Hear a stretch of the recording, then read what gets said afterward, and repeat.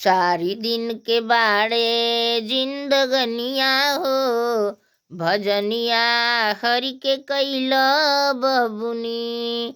चारि दिन के बाड़े जिंदगनिया हो, भजनिया हरि के कैल बबुनी।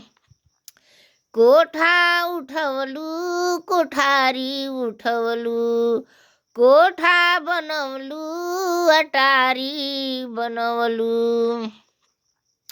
निकली परान त ओहमे न रहबू, निकली परान त ओहमे न रहबू।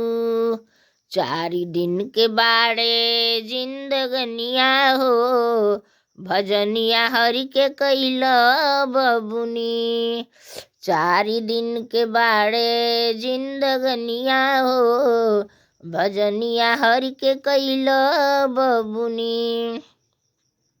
जब प्राण निकल जाता है नु तो कितनो सुंदर मकान बनाओ, कितनो बढ़िया मकान बनाओ, पर वो मकान में केहू के पैसा नहीं लागल, अपने लागल बा।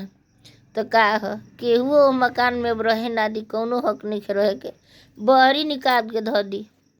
कही जे ना हो जे रख हो जे हेजा ना घर में नत ले आओ। चाहे अपन कितनो प्यारा आदमी होके, बेटा बेटी परिवार केहू होखो, कही जे ना अब ना घर में कोनो ना, उधरे राख सब बहरिए राख दी।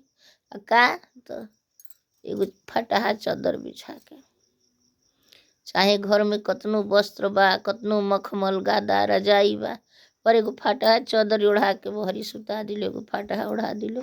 काहे कि फेंके के बा, अब उनका देह पर से उठा के फेंक देवे के बा।